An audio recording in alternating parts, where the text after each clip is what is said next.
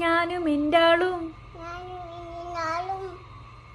40 പേരും പൂമരം കൊണ്ട് കപ്പലുണ്ടാക്കി.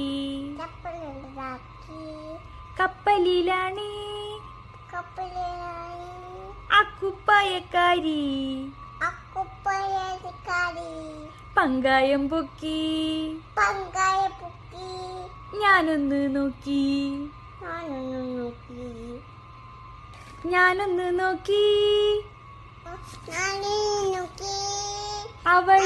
അവൾ എന്നെയും നോക്കി.